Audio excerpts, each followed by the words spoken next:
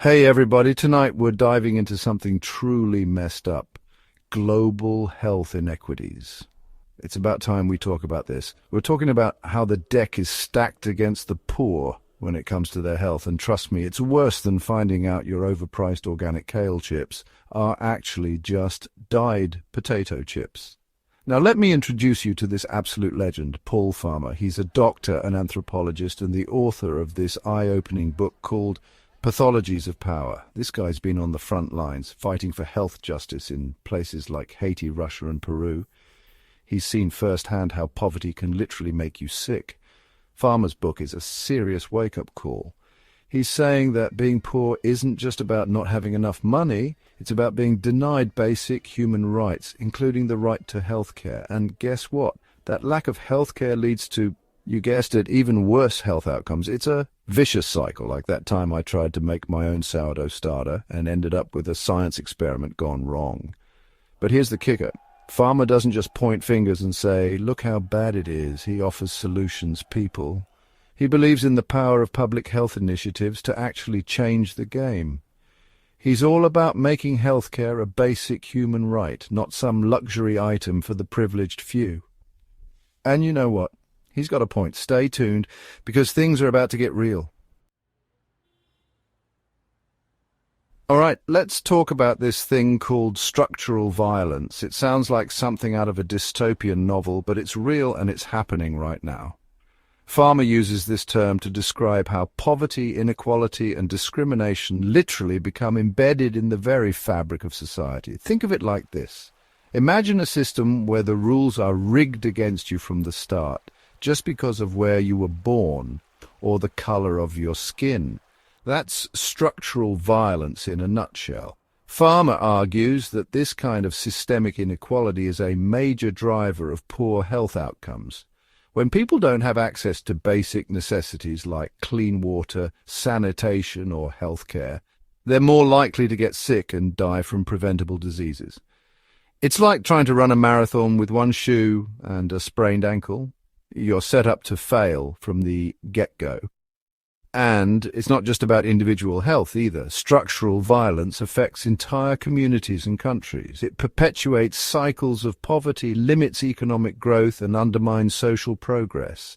It's like a virus that infects every aspect of society, weakening its immune system and making it more vulnerable to all sorts of problems. But here's the thing. Just because it's systemic doesn't mean it's inevitable.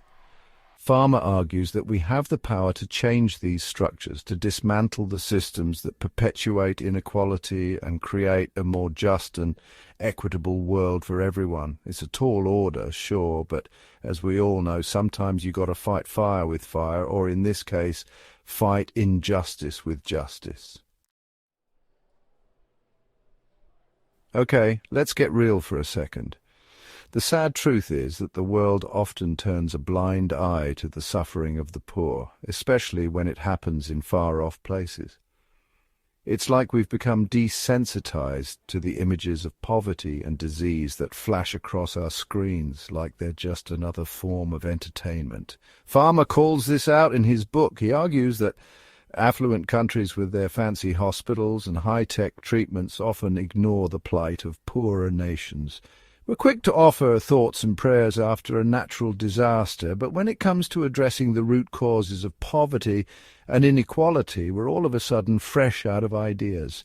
And it's not just about ignoring the problem. Sometimes we're actively contributing to it.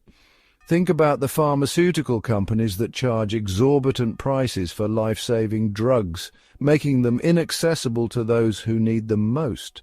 Or the multinational corporations that exploit workers in developing countries, paying them poverty wages while raking in record profits. The point is, we're all connected in this globalized world, whether we like it or not.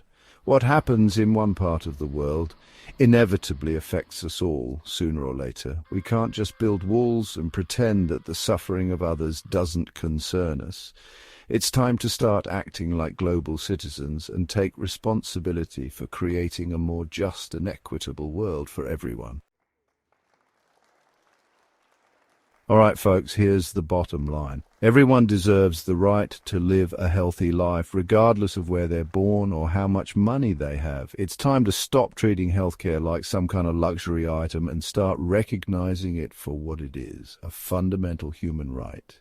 Farmer's book is a call to action, a rallying cry for all of us to step up and do our part to create a more just and equitable world. He's not saying it's going to be easy, but he is saying it's worth fighting for. So what can we do? For starters, we can educate ourselves about the issues, read books like Pathologies of Power, stay informed about global health inequities, and challenge our own assumptions and biases. We can support organizations like Partners in Health, which are working tirelessly to provide healthcare to the poorest of the poor.